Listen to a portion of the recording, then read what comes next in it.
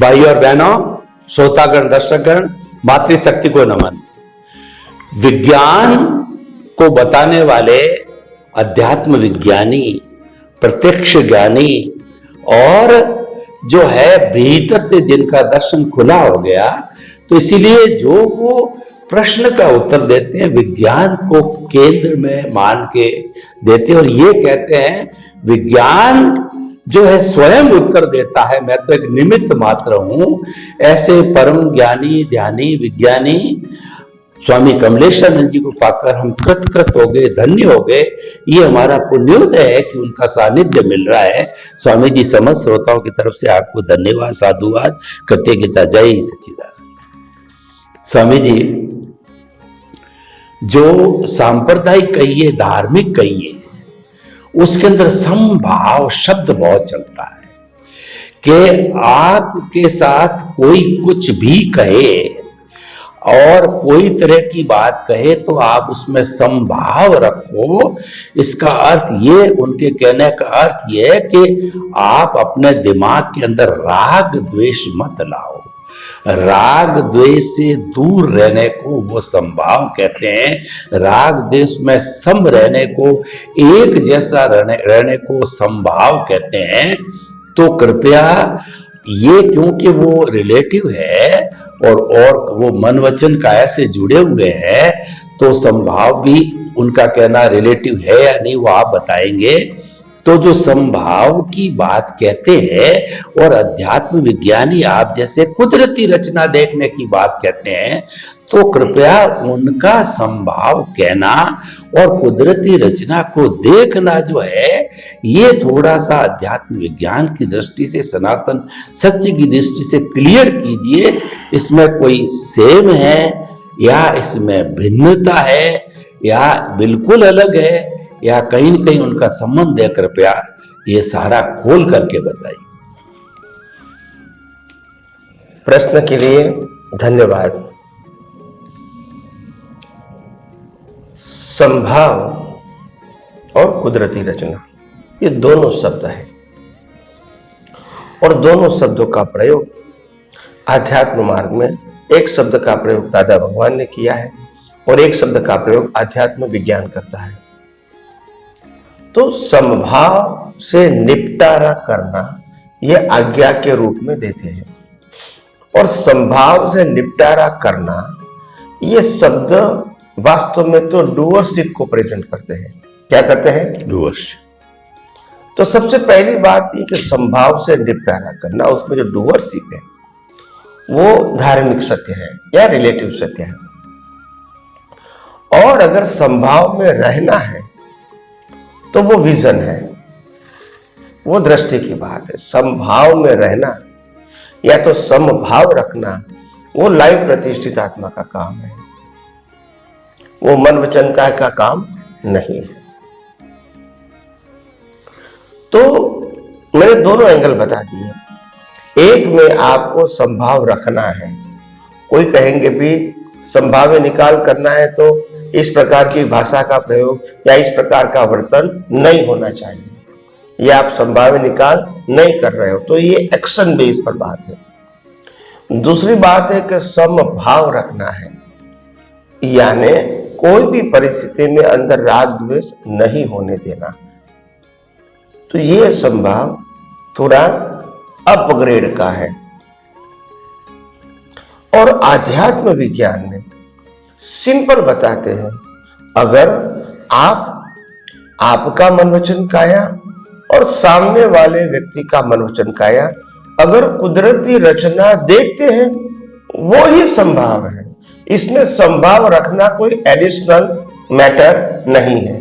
दोनों को कुदरती रचना देखवाना इज इक्वल टू संभाव। इसमें और कोई अलग प्रक्रिया की जरूरत नहीं है। तो संक्षिप्त में समभाव का मतलब होता है connected to inner and outer doership, और कुदरती रचना का मतलब होता है जो होता हो रहा है तुम्हारे या और किसी के मनोवचन काया का, उसको कुदरती रचना देखो और कोई ज्यादा डिटेलिंग में जाने की जरूरत नहीं है। संभाव्य निकाल में आपको डिटेलिंग में जाना पड़ेगा कि तुम्हारी वाणी से, तुम्हारे वर्तन से, तुम्हारे विचारों से या सामने वाली व्यक्ति के वाणी वर्तन से जो अनबैलेंस रहा, ट्राई टू करेक्ट हिम। फिर संभाव्य निकाल करने में फिर सामायिक भी आएगा, प्रकृति को देखने का, और माफी मांगने का प्रतिकोण भी आएगा, ये सब रहेगा। तो ये आध्यात्म विज्ञान का फिर विषय नहीं है, ये फिर धार्मिक सत्य की बात है, रिलेटिव सत्य की बात है। हाँ, आम इंसान के लिए वो जरूरी है, मगर आध्यात्म विज्ञान तो काफी क्लियर है।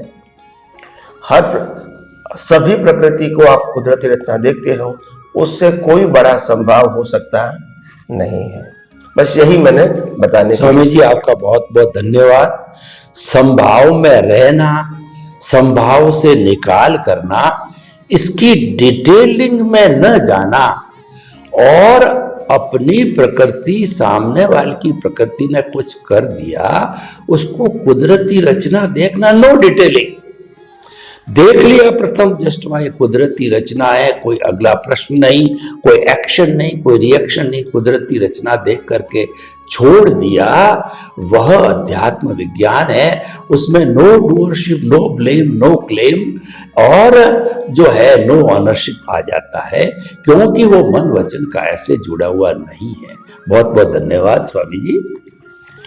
जो जैन धर्म के साधु हैं उनके साथ रहने का काम पड़ता है, क्योंकि हमारा कुल धर्म है, तो उनसे वो तो मन वचन का है कि शुद्ध की बात करते हैं, त्याग की बात करते हैं, वही उनकी मान्यता कहे, सिद्धांत कहे, कुछ भी कहे, वो कहते हैं, करवाते हैं और वहाँ पूरा उस पर बेस्ड है।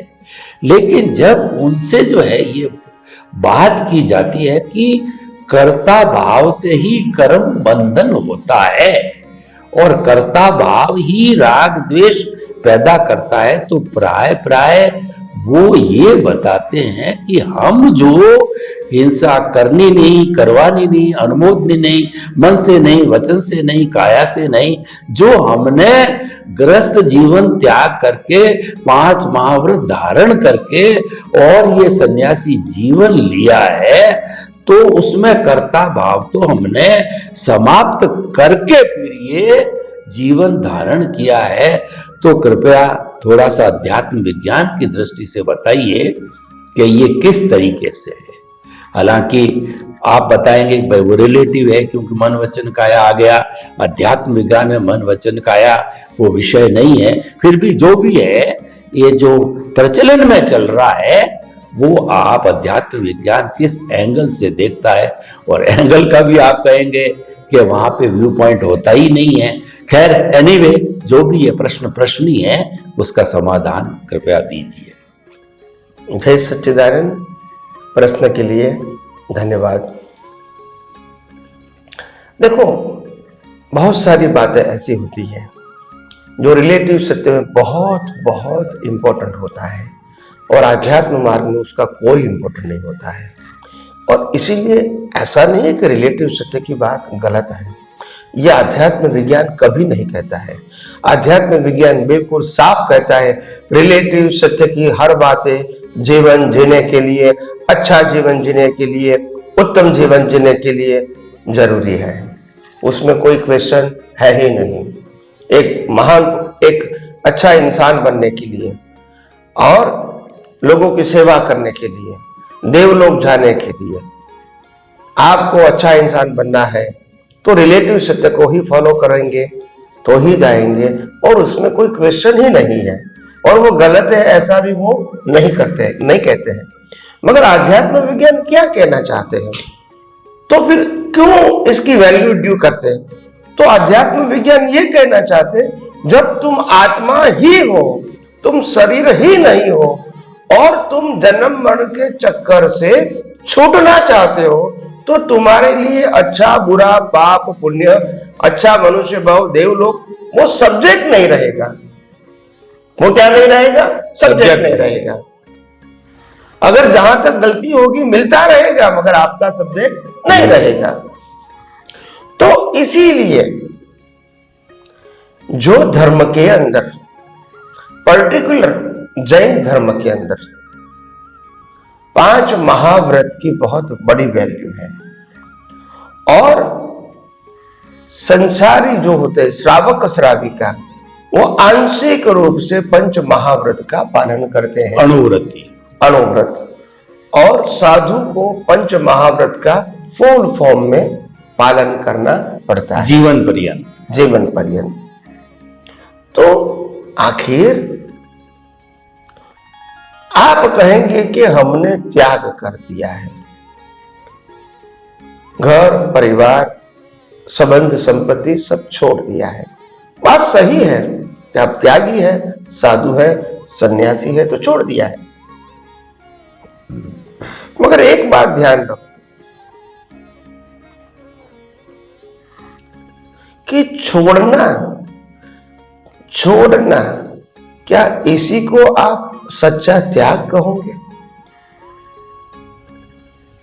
अगर लड़की अपने परिवार को छोड़ देती है, घर को छोड़ देती है, माँ बाप भाई बहन को छोड़ देते हैं, तो क्या आप इसको त्याग कहोगे? छोड़ना वो त्याग कहोगे? उन्होंने वो छोड़ा और ये परिवार अपनाया, आपने वो छोड़ा और त्यागियों का परिवार अपनाया। यहां भी गुरु है, गुरु भाई है, यहां भी क्रिया है, यहां भी यहां की प्रक्रिया है, वो आपने अपनाया, एक प्रक्रिया को छोड़ दिया। जो प्रक्रिया सांसारिक बोलते थे वो छोड़ दिया और साधु की प्रक्रिया आपने अपना लिया। तो ये भी प्रक्रिया है, यहां भी जिम्मेदारी है, यहां भी जिम्मेदारी है, यहां भी कष्ट है, यहां भी कष्ट है, यहां भी भुगतान है, यहां भी भुगतान है, यहां भी मान सम्मान है, यहां भी मान सम्मान है। संसार में भी प्रोजेक्ट है और त्यागियों में भी प्रोजेक्ट है। तो ये सब कुछ तो है। त्याग एक अवस्था है, वो हम मानते हैं। त्याग एक मुक्ति का मार्ग है, वो करेक्ट नहीं है।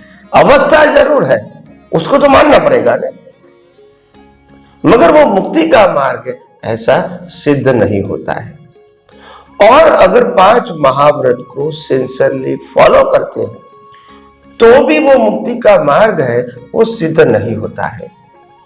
क्योंकि 5 महाव्रत में आप देखो, सत्य, अहिंसा, अचौर्य, अपरिग्रह और ब्रह्मचर्य, ये 5 महाव्रत प्रकृति को लागू होता है कि आत्मा को लागू होता है? प्रकृति। तो प्रकृति को लागू होता है। और प्रकृति अगर 5 महाव्रत का फॉलो करती है और 5 महाव्रत को फॉलो नहीं करती है, क्या दोनों प्रकृति कुदरती रचना नहीं है? दोनों कुदरती रचना। तो कुदरती रचना के लिए आज हम जिम्मेदार हैं? नहीं है, नहीं है।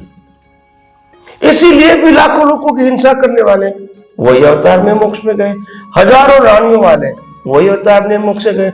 ऋषभदेव भगवान को 102 पुत्र और पुत्री थे, मोक्ष में गए। तो चक्रवर्ती भी मोक्ष में गए। जिस चक्रवर्ती उमेश को 5 में से एक भी महाव्रत नहीं, अढळक परिवार, अढळक संपत्ति, भयंकर हिंसा, विषय, बच्चे, साम दाम दंड भेद, झूठ कपट, सब कुछ करना पड़ता है 6 खंडों के ऊपर विजय प्राप्त करना है। तो ये सब कुछ हुआ, वही अवतार में तीर्थंकर, वही अवतार में मोक्ष। यानी ये सब कुछ प्रक्रिया प्रकृति ने किया है और मैंने कुदरती रचना देखा तो मैं उसके लिए जिम्मेदार नहीं हूं। तो ये सिद्धांत को समझो। हम कोई वस्तु को डिवैल्यू करना नहीं चाहते। हम ये कहते संसार के लिए जो जरूरी है वो मोक्ष मुक्ति के लिए आध्यात्म विज्ञान में जरूरी नहीं है, और इसलिए आध्यात्म विज्ञान में जो जरूरी नहीं है वो संसार में काम की नहीं है, ऐसा कभी नहीं कहते हैं।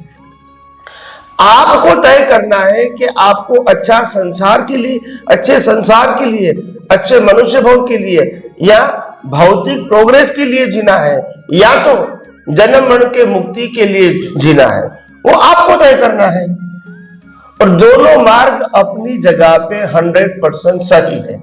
डिसीजन आपको लेना है। फिर आप कहोगे अच्छा संसार भी चाहिए, पुण्य भी चाहिए, सुविधा भी चाहिए, दोबारा कहोगे मोक्ष भी चाहिए। दोनों संभव नहीं है। और इसीलिए भारतवर्ष के अंदर ये कलयुग में कंफ्यूजन पैदा हुआ है। लोग कहते हैं त्याग कर दो, साधु बन जाओ, या तो दान पुण्य करो तो मोक्ष हो जाएगा, मंदिर बनाओगे तो मोक्ष हो जाएगा, साधु के भैया बच करोगे तो मोक्ष हो जाएगा।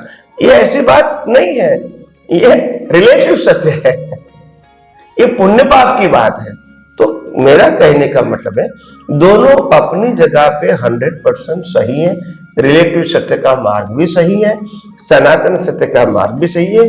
अगर आपको मोक्ष में जाना है तो यू फॉलो द सनातन सत्य। अगर आपको अच्छा संसार चाहिए, अच्छी लाइफ चाहिए, अच्छा मनुष्य भाव चाहिए, तो you follow the relative truth. इसमें कोई क्वेश्चन नहीं है। तो 5 महाव्रत का पालन करना वो कोई गलती नहीं है, अच्छी बात है, और समाज उसी के आधार से चलता है। तो कहने का मेरा मतलब यह है कि हम कंफ्यूज क्यों होते हैं? क्योंकि हम धर्म को जानते हैं और विज्ञान को अभी जानने की शुरुआत किया है, और इसीलिए उनकी पकड़ ज्यादा है, धर्म की बातों की पकड़, रिलेटिव सत्य की, और भी सनातन सत्य पकड़ में नहीं आया है। तो थोड़ा बिगिनिंग स्टेज में कंफ्यूजन तो होगा ही, मैं मानता हूं, मगर ये आध्यात्म विज्ञान का इतना पावर है, वो सभी प्रकार के प्रश्नों का वो आपको सैद्धांतिक और परमानेंट सॉल्यूशन देता है। स्वामी जी आपका बहुत बहुत धन्यवाद। आपने बड़ी सिंपल समाधान दिया कि जहां मन वचन काया प्रकृति रूप में है वह आ जाता है, उसके शुद्धिकरण की बात आती है, त्याग की आती है, क्षमा की बात आती है, वो सब क्रिया का विषय हो जाता है। त्याग भी क्रिया का विषय है, क्योंकि त्याग मन वचन काया से ही जुड़ा हुआ है। लेकिन अध्यात्म विज्ञान है वो तो कुदरती कानून के ऊपर आधारित, वो विजन का है, और यहां पर मन वचन काया का है, ये बेसिक डिफरेंस है। तो उस दृष्टि से, और इनका रास्ता भी अलग अलग है, पुण्य पाप और प्रायश्चित का है, और वह मुक्ति का मार्ग का रास्ता है। स्वामी जी आपका बहुत बहुत धन्यवाद। स्वामी जी इन सब चीजों से परे, यानी सामाजिक और हमारा जो धार्मिक, ये दोनों चीजें संसार में चलती है, कोई गलत नहीं है, चलता ही रहता है। उससे परे जो हमारा अध्यात्म विज्ञान है उसकी मैं बात करता हूं कि अध्यात्म विज्ञान में बताया गया है कि आप जितना जितना कुदरती रचना देखते रहोगे, मानते रहोगे, और उसके अनुसार कुदरत के कानून का पालन करते रहोगे, आपका ज्ञान इरेज होता रहेगा। अब प्रश्न यह है कि कुदरती रचना देख रहे, सिद्धांत बना लिया, अध्यात्म विज्ञान को अपना लिया, और हर चीज में कुदरती रचना देखते रहे, कोई गलती हो गई तो कुदरत से भी माफी मांग ली कि मैंने यह आपका कानून तोड़ा है, मुझे माफ करो, क्षमा करो, क्षमा करो, क्षमा करो। इतना सब करते करते, और 2, 4, 5, 10 साल, जैसे आपको तो कई वर्ष हो गए, आप ये नापना चाहें कि मेरा कितना, मैं परसेंटेज भौतिक बात कह रहा हूं, परसेंटेज वाइज मेरा अज्ञान अब तक कितना इरेज हुआ है, और सम्यक ज्ञान, सम्यक दर्शन जो आप कहते हो, कभी वो घटता नहीं है। आप प्रोग्रेस करोगे तो बढ़ता जाएगा, नहीं तो एक जगह स्थिर रहेगा। तो कृपया ये कैसे कैलकुलेट करें, ये कैसे जाने, प्योरली अध्यात्म विज्ञान की बात कर रहा हूं मैं, किसी रिलेटिव सत्य को जोड़ के बात नहीं कर रहा हूं। उसी का प्रश्न उसी में ही है, मैं कैसे नापूं मेरी संतुष्टि के लिए। प्रश्न के लिए धन्यवाद। सबसे बड़ी बात यह है कि आध्यात्म विज्ञान के अंदर अपनी ज्ञान दशा को नाप के बताना एक परसेंटेज वाइज या एक लेवल के ऊपर, वो बहुत डिफिकल्ट है।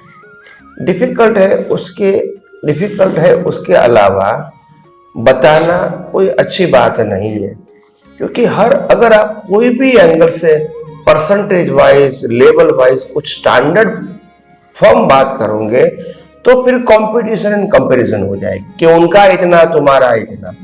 तो ये आध्यात्म विज्ञान में कंपटीशन कंपैरिजन का विषय नहीं है, स्वयं अनुभूति का विषय है। तो मैं ऐसा खुद के बारे में बताऊंगा। जब आपने इंडिविजुअल भी प्रश्न किया है तो मैं ये कहूंगा कि मेरी कुदरती रचना देखने की जागृति दिन रात रहती है और वो सहज हो चुकी है। हो सकता है कि क्षणिक या समय के लिए या सेकंड के लिए या मिनट के लिए प्रभाव हो सकता है। मैं ऐसा नहीं कहता हूं कि केवल दर्शन हो चुका है, मगर मैं केवल दर्शन से बहुत नजदीक हूं, उसमें तो कोई संशय नहीं है। मगर हाँ, अभी 100% केवल दर्शन नहीं हुआ है। तो ये विज्ञान तो पूरा समझ में आ चुका है, मगर अनुभव की बात करो तो, एप्लीकेशन की बात करो तो उसमें थोड़ा समय लगेगा, ऐसा मेरा मानना है। तो कई लोग मेरे को कहते कि स्वामी जी आपका स्टेटस क्या है? तो मैंने बोला मेरा स्टेटस आचार्य भगवान से ऊपर है और तीर्थंकर से नीचे है, बस यही मेरा स्टेटस है। बाकी तो कोई मेजरमेंट की बात यहाँ उचित नहीं है। स्वामी जी बहुत बहुत धन्यवाद। आपने बताया कि कितना परसेंटेज वाइज इरेज हुआ आप स्वयं भी नहीं बता पाते हैं, तो खैर ये प्रश्न का बहुत कठिन है, लेकिन फिर भी इसके अंदर हमको कुदरती रचना देखते ही जाना चाहिए। और कुदरत अगर सहयोग करेगी तो एक दिन केवल दर्शन भी हो जाएगा, केवल ज्ञान भी हो जाएगा सारा। तो स्वामी जी इन सब प्रश्नों के समाधान के लिए समस्त श्रोताओं की तरफ से आपको धन्यवाद, साधुवाद, कृतज्ञता। जय सच्चिदानंद। जय सच्चिदानंद।